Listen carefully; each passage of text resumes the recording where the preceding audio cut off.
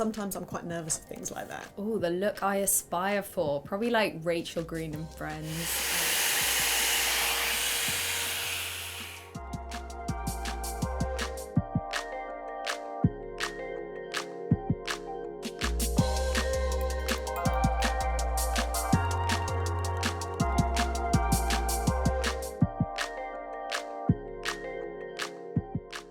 I think the last time I straightened or curled my hair was probably 6 or 7 years ago, and I don't use a what's it called? Hairdryer. I don't use a hairdryer. That's how little I use it.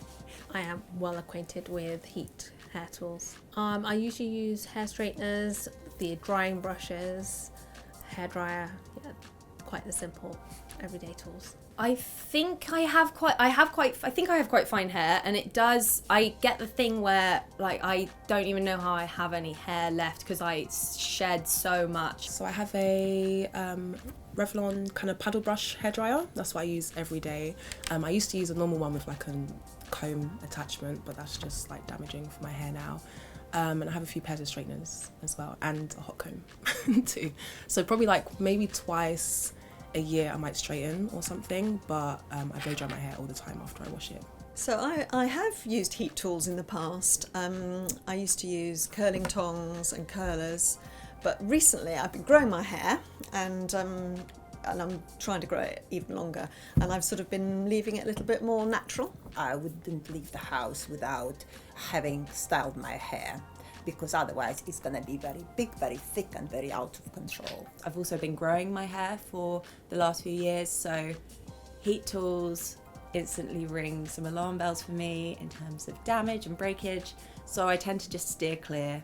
I have like a complicated relationship with it because I know that it damages your hair, and I do always use kind of heat protecting spray, but I also do, every time I wash my hair, I basically blow dry it, just because otherwise when it dries by itself it looks really awful. And I have a very good quality hairdryer and with special brush, sort of like a round brush, and I just sort of brush it and dry the hairdryer. Because usually when I'm washing my hair I'm getting like braids done or something, so I really need my hair to be as pressed out as possible with the hairdryer and as tangle free.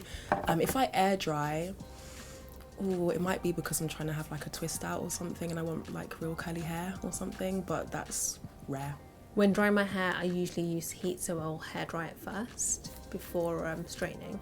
When looking for hair tools, I try to use one that will be less damaging to my hair and also easy to use. Because my hair will get frizzy, so I want it to be like as like flowy and like movement like this, no stiffness, just like nice and flowy. I don't really mind about volume so much because I have quite a lot of hair on my head, so I don't know, it's okay. It's always about how nice and soft and polished, I guess, it looks.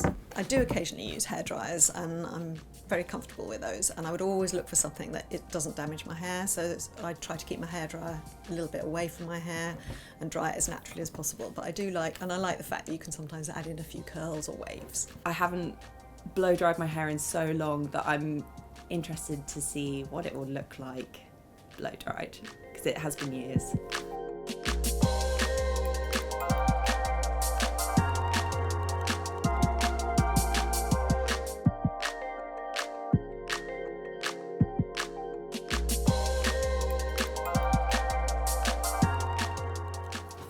Revlon. Okay, let's see how this goes. I've never used a hot brush before. Oh, I'm already shedding hair everywhere.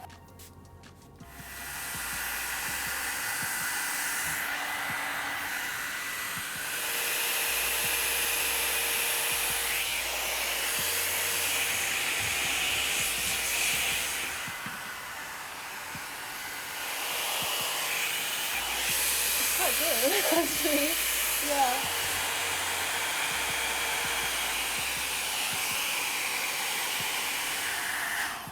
Wow, okay, that's fun. So I've used a similar hair brush before. This one it's really easy to use. I've always been scared of blow drying my hair because I once got the barrel brush stuck in it and spent ages trying to get it out. So But this is really, really easy, I think, because it's really wide and it's kind of oval shaped. So it would take a lot of hair to get it wrapped all the way around and stuck. So it's quite interesting because I was a little bit nervous of using it, but actually, once you start gently brushing it, it felt really easy to use. I think having the brush on the end helped, but I could feel the air and I could feel that it was sort of giving me a bit more volume, which I've always dreamed of.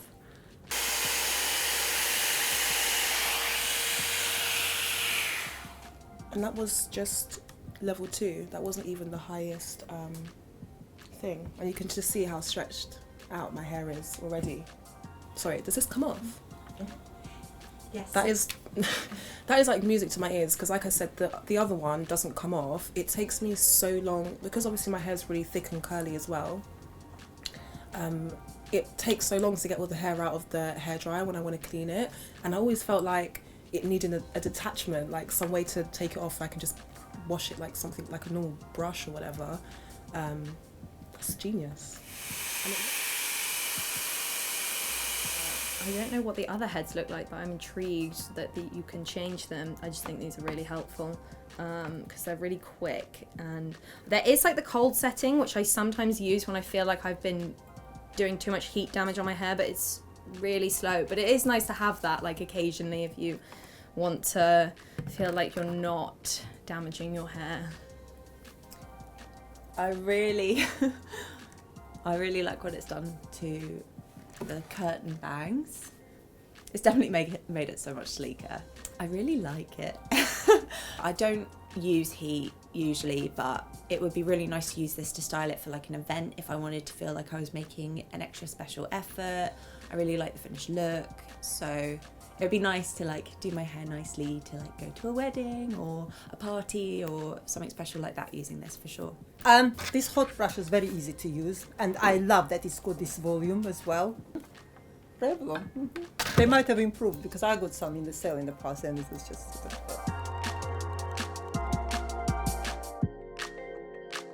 The finished look I absolutely love, and I would definitely use this sort of brush. I haven't used a sort of brush for a long time because I normally use a brush separately with a hairdryer, but this is so much more easy to use. It's not really very noisy like some other hair brushes are. For example, mine at home is really noisy one.